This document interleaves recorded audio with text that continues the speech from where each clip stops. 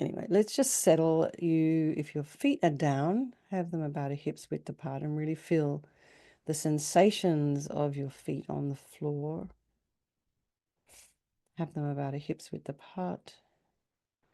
Feel the weight of your sits bones on your chair and just have your hands resting in your lap. Right hand nestled in the left, thumbs touching, and align your shoulders with your hips and your ears with your shoulders. And just imagine you have this beautiful string of pearls of light stretching from the base all the way up through the crown of your head and beyond, putting some space in between your vertebrae. And even just thinking about that for me, I don't know about you, but it just kind of automatically I start to straighten, lengthen, realign my spine. Particularly if I've collapsed a little bit, just then just go to the crown of the head and just release any tension there. So, I walk us through this, but you can do it very quickly. When you sit down, just kind of check everything and release any tension around your face and the back of the head and the shoulders and the rest of the body.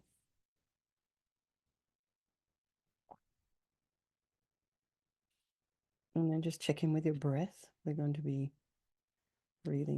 consciously breathing shortly. But one thing you can do if you are feeling a little agitated or you've been rushing while you sit down is just inhale and exhale equal breaths. So equal count. So you can breathe 4, 3, 2, and 1, and then pause and then exhale 4, 3, 2, and 1. Using your own count. And then also maybe if you do a lot of yoga or something, or you do a lot of exercise, maybe you can expand that count a little bit further. They say ideally your inhale and exhale should be around 12. When I first heard that, I thought that's almost impossible, but now I can do it. The inhale is a little more restricted than the exhale, by the way. So then just be aware of sound in your environment, just allowing all the sounds to be there. And just try not to follow them, try not to run off to investigate. Half the time we're not even aware of the extent to which we allow ourselves to be distracted. And then be aware, perhaps a little bit of what's going on in your mind.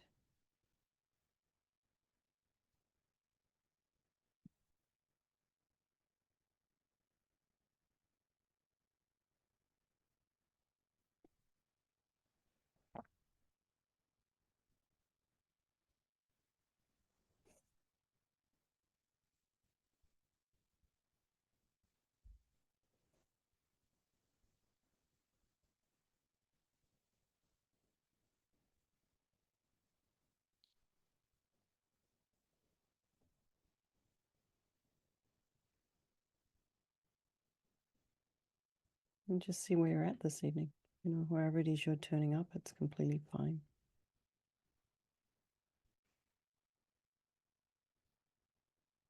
And thinking about your friends, your enemies, the ones you don't like. Just continuously remember that these relationships can change. And they're all equal. They all want to be happy. They don't want to suffer. And they all have unbelievable capacity for a Buddha mind. So, we'll do these meditations this evening for the people in our life, all the sentient beings, and by extension, ourselves as well. So we're moving along our paths, all at our own pace. So you start by inhaling through the right nostril. Imagine you're inhaling blissful, radiant white light. And pause at the top of the breath. And then exhale all of your dissatisfaction kind of energy, not feeling like you're enough and not being satisfied with your current situation or a meal that you might have, or Just breathe it out. And then breathe in light through the right. Pause and exhale through the left. All of your unhealthy attachments, dissatisfaction. Breathe it out. Breathe in light through the right. Pause, exhale, excuse me, exhale through the left. All your dissatisfaction energy. Change hands, breathe in through the left, light. Pause, exhale through the right, all of your anger, bitterness, grudges, jealousy, disappointment. Breathe it out as thick black yucky smoke. Breathe in light through the left. Pause, exhale through the right, all your dissatisfaction. All your anger. One more time, breathing in through the left, light. Pause, exhale through the right, all of your anger. Now breathing in through both nostrils, light.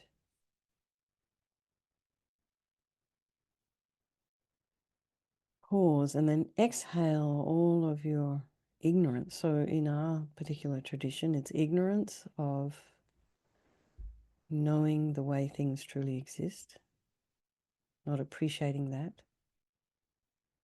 not wanting to think about that. And then also ignorance of cause and effect, karma. Breathe in light. Exhale all of your ignorance energy. And then again, breathing in light. And pause, and then exhale all of your ignorance. And then do 2 more sets, starting on the right, and do it in your own time because we've all got different ways of breathing, different breath counts. So I don't want to restrict you to mine. So in your own time now, 2 more sets of this, starting with the right.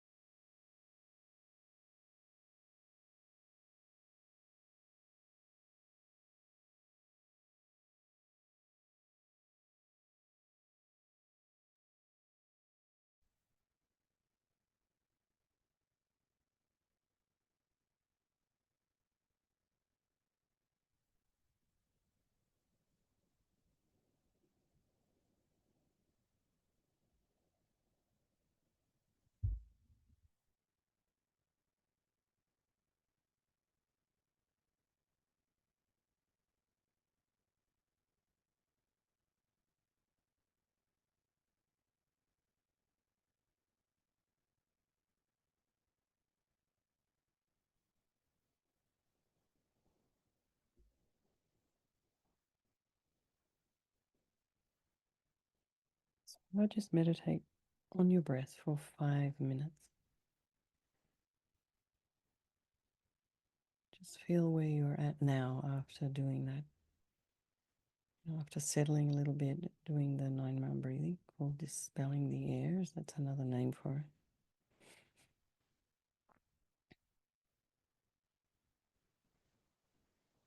Just focusing on the breath as you inhale and exhale.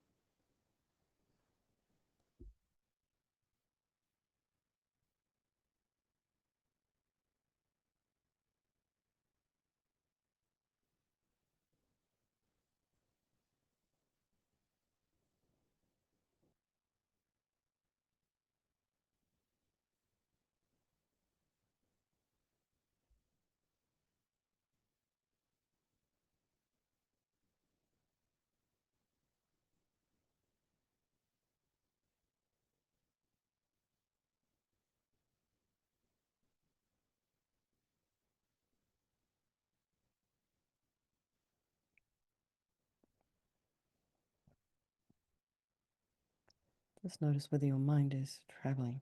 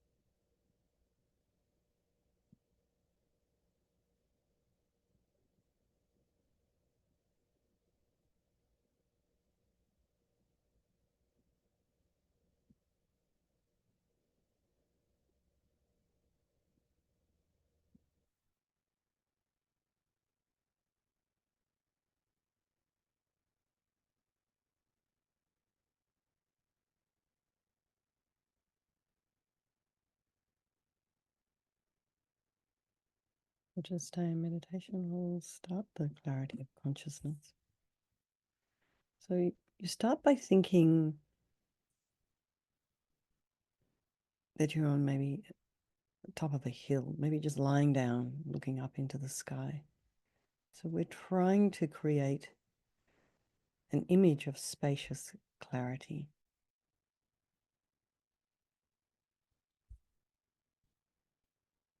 So choose your favorite. There's so many places around this area where we can just go and lie on a hill somewhere. Or maybe if you're in the city, you want to lie on the top of your building.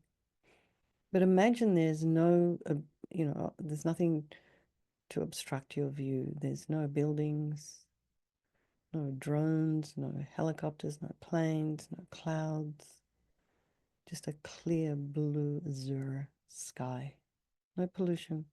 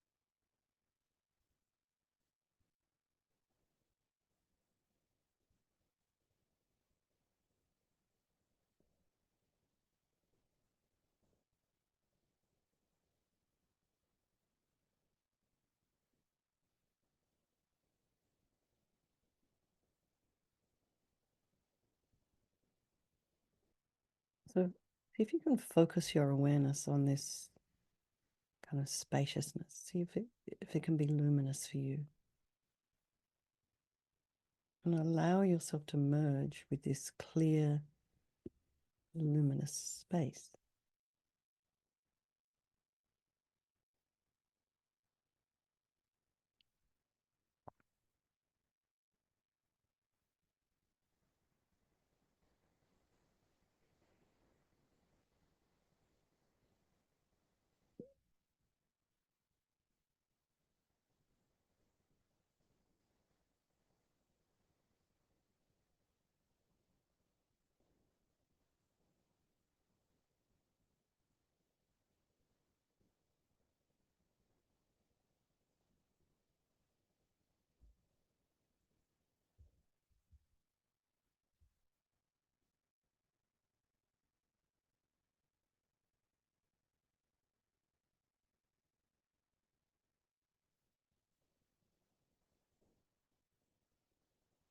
Imagine your body and mind,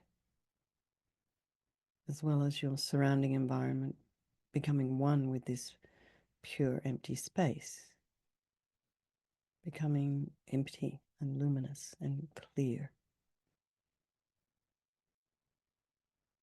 No separation, no duality. Not even a sense, not even a hint of separation or duality.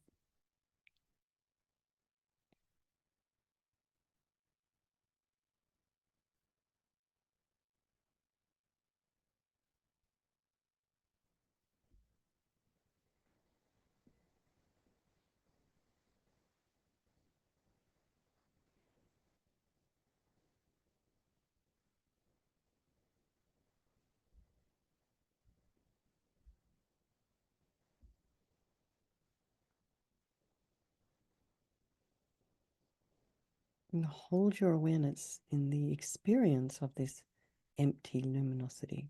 Just that. Without thinking this and that, judgments, discrimination.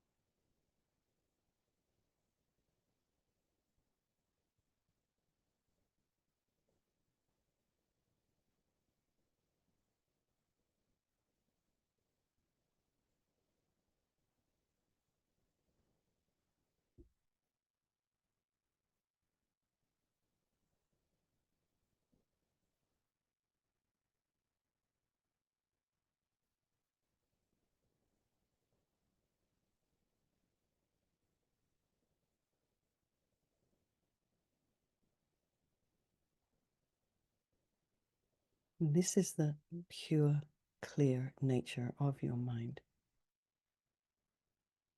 So just rest in this space with, be relaxed, yet focus, awareness.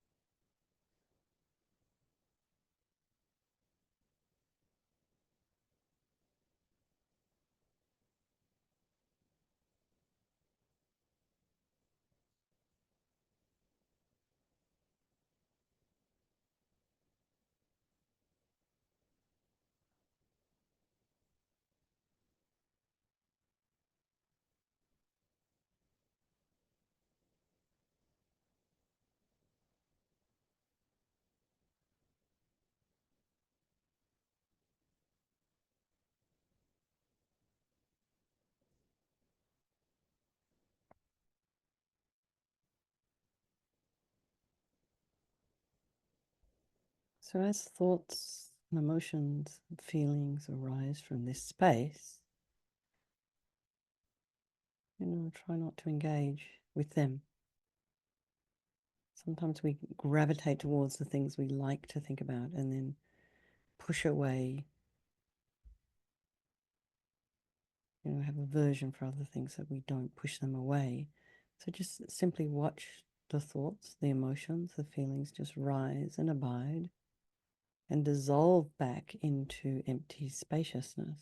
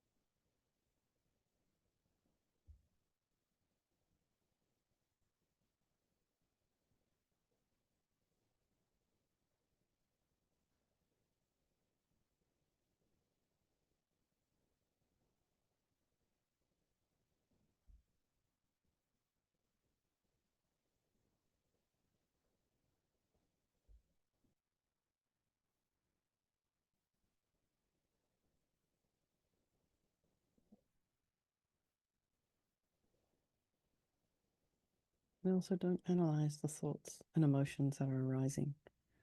All the mind, all your experience. Just observe whatever is arising with just this perfect neutrality.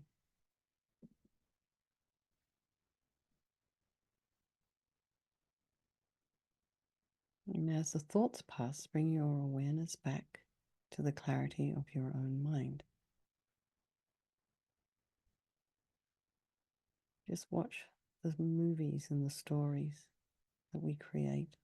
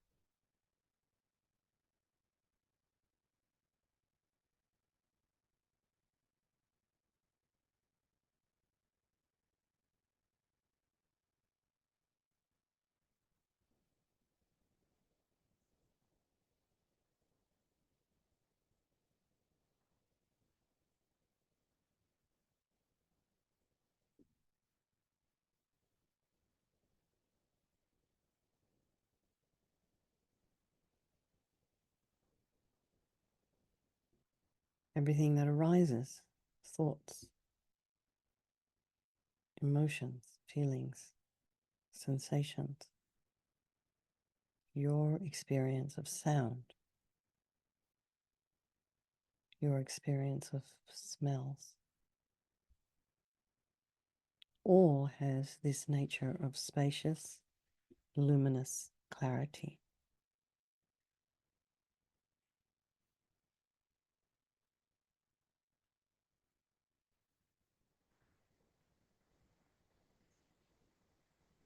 Formless,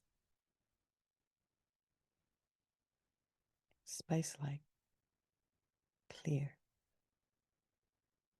awareness. This is the pure nature of your consciousness.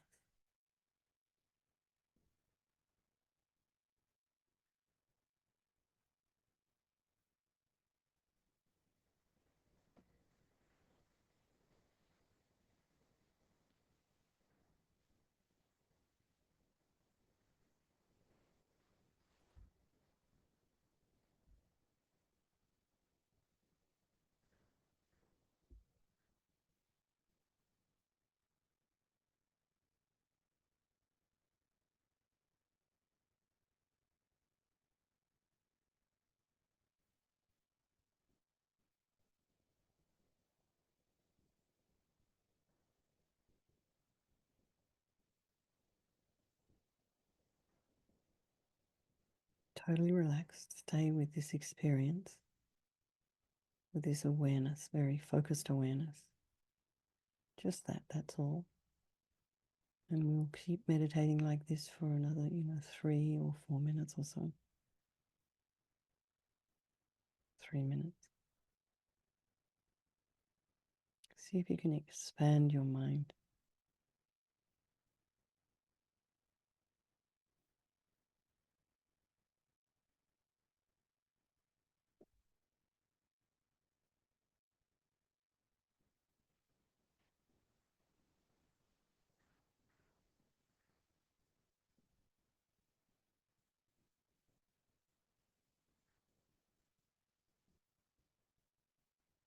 See if any kind of thoughts or little thought bubbles or conversations or delusions arise. See if you can dissolve them. Almost like, chalk on a pavement during a rainstorm. All those little vitamin pills that you can put in water to dissolve.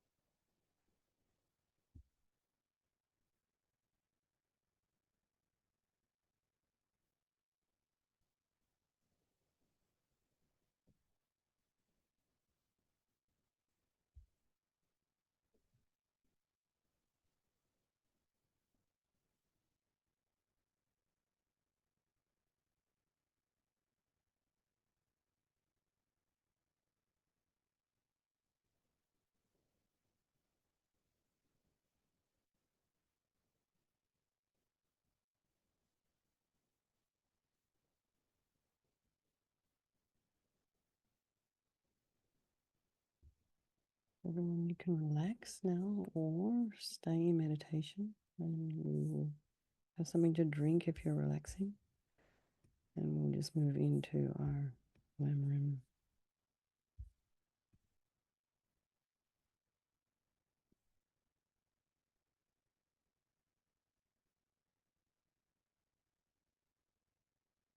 Up to day 257.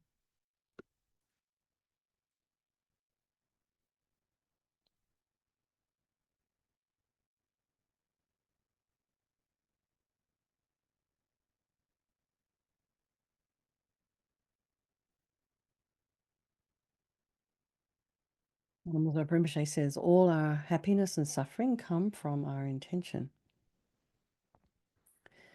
In order to make our lives happy, we need to create only virtuous actions. And to do that, we need to be able to judge right from wrong through analyzing every action that we do. Only with careful analysis can we judge our motivation. Can we see whether we have a positive or negative mind? This means that we must understand karma fully. The Sanskrit term karma means action, specifically mental action, and is the initiating movement of the mind that leads us into involvement with an object. We can therefore relate karma to intention, one of the omnipresent mental factors. Whenever there is mind, there is intention, karma. Before any action, there must be a motivation or intention. Otherwise, there would be no energy for the mind to act. In fact, there needs to be not only intention for the act to be initiated, but also intention during the act so that it will be completed.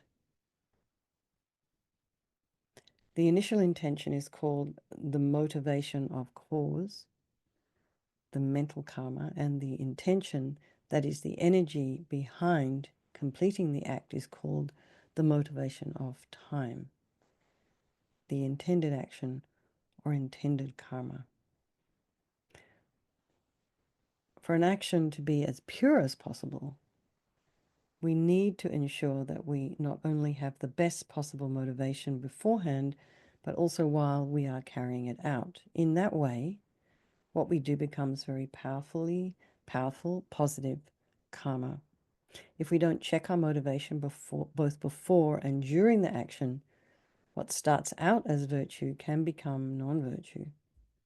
In that case, we have still created positive karma with our initial motivation of cause, but the motivation of time is negative, and therefore the action is not completely perfect.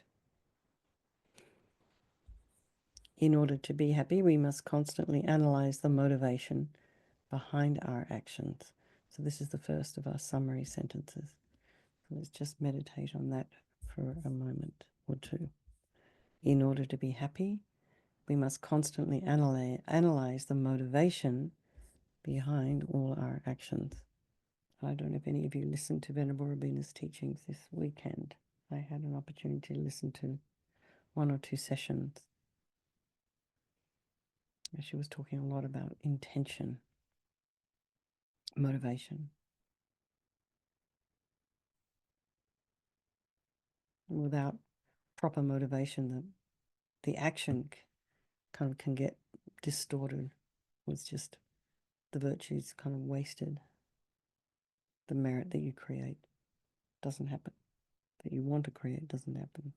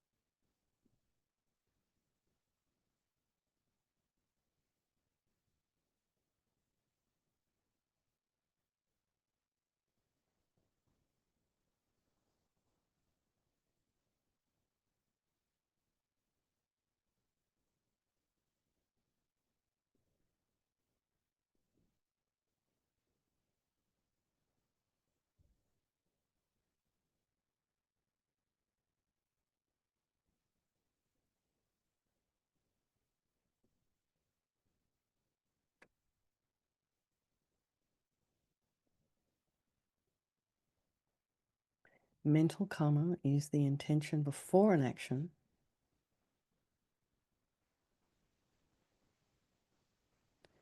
and intended karma is what completes it.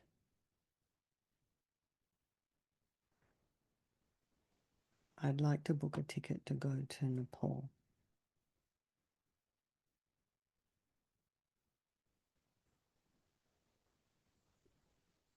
I book a ticket to go to Nepal.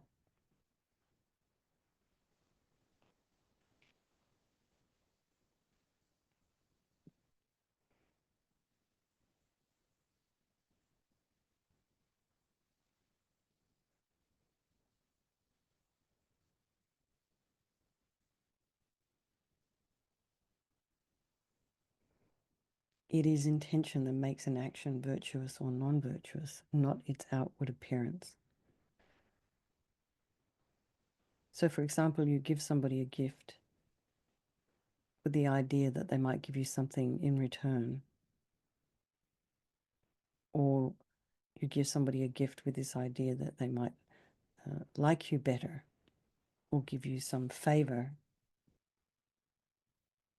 That is not a virtuous intention. That is not generosity. That is manipulation. Although the outward appearance might be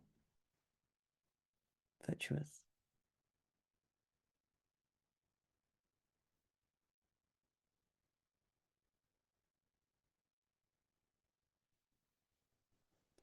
So then we have things like attachment and anger that can drive that intention.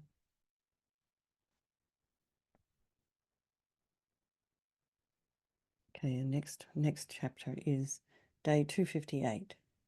Lama Zopa Rinpoche says, when this present life is over, our mind will be blown without choice by the winds of our karma into another life. As Babonka Rinpoche says in Liberation in the Palm of Your Hand, our dying thoughts activate the karma that will be the cause of our next rebirth. And the activators of this throwing karma are craving and grasping, the 8th and 9th links in the 12 links of dependent arising. Rinpoche says that this takes place while the mind is still active and we can still recall virtue or be reminded of it by other people.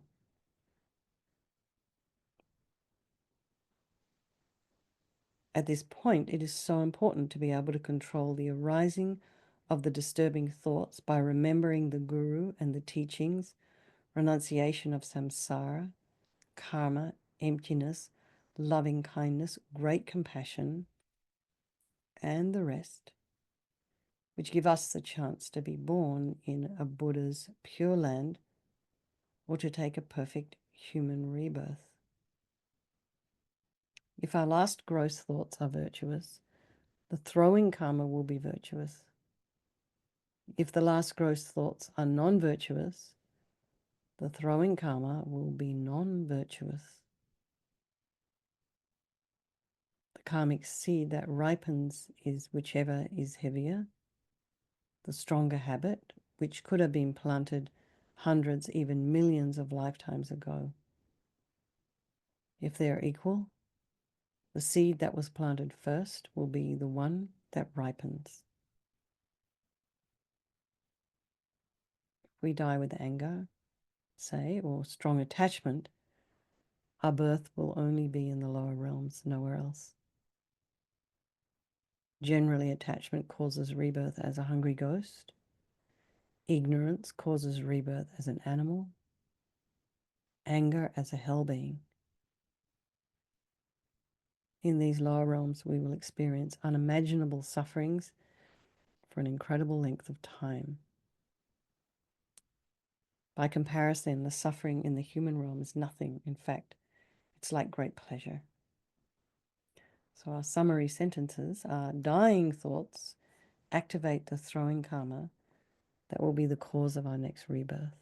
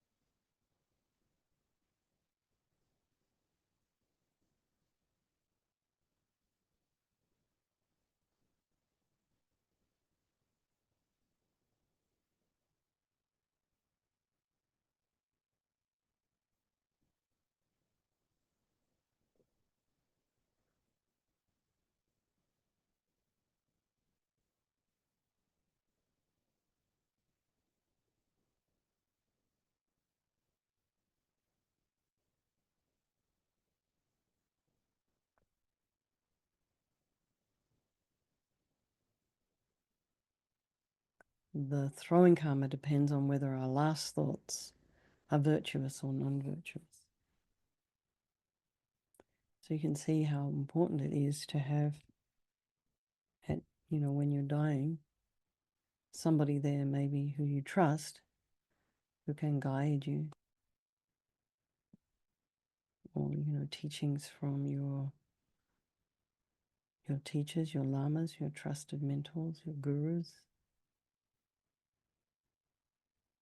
playing in your ears. So your mind goes towards that rather than, because the winds will be all a little crazy.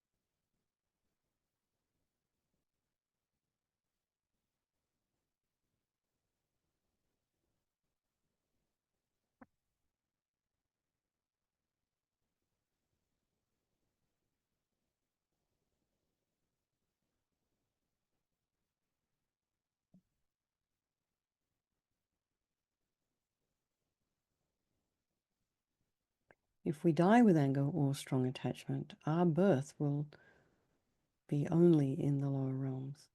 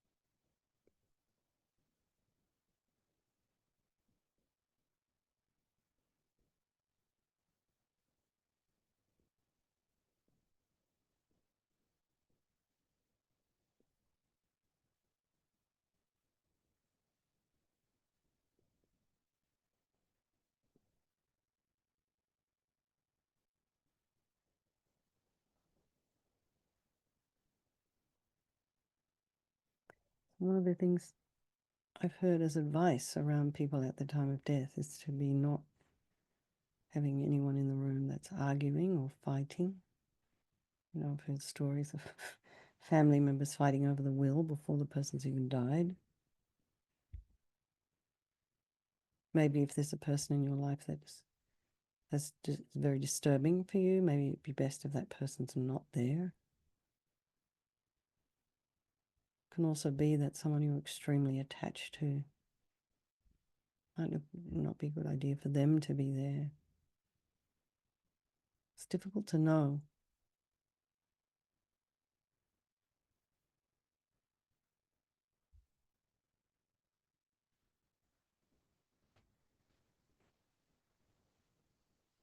So you need a lot of wisdom when you're helping somebody die.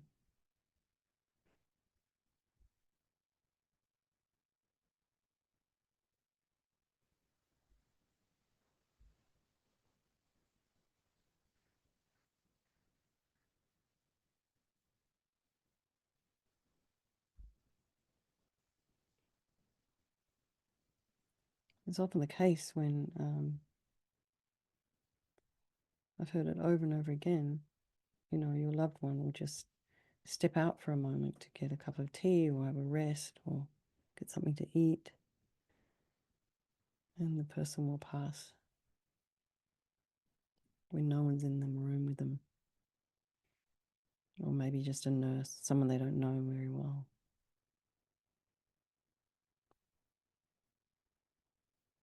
Find that curious.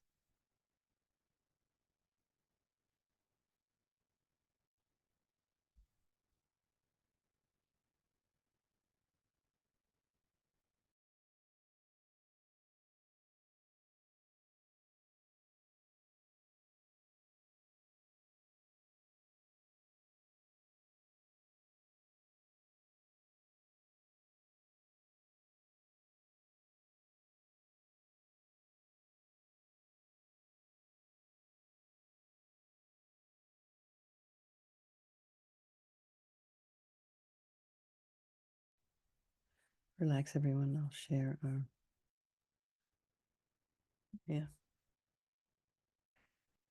Oh, Jang Chub Sem Chog Rinpoche, Ma Ke Panam Ke Gyur Chig, Ke Panyam Par Me Pari, Gong Ne Gong Du Pel War Shog, Tong Ni Tawa Rinpoche, Ma Ke Panam Ke Gyur Chig, Ke Panyam Par Me Pari, Gong Ne Gong Du Pel War Shog, Kang Ri Ra Wei Kor Wei Jing Kam Dir, Pandang Dewa Malu Zhong Wei Nei, Chen Raising One Tenzin Gyatso Yi, Shape Si Te Bardu Ten Gyur Chi. So let's have a strong wish for His Holiness to live long, and for our precious Lama Zopa Rinpoche to come back soon to our organization, and then for all of your own individual teachers to live long, have happy, healthy lives. Okay, And great. well, lots of love, safe everybody. Have a great trip, Venerable Thank you very much. Katy. Yeah. Thank you so much. much. And I look forward to seeing you in November. Okay, bye. Bye. Bye-bye. Thank you. Thanks, everyone. Bye-bye. Bye. Thank you.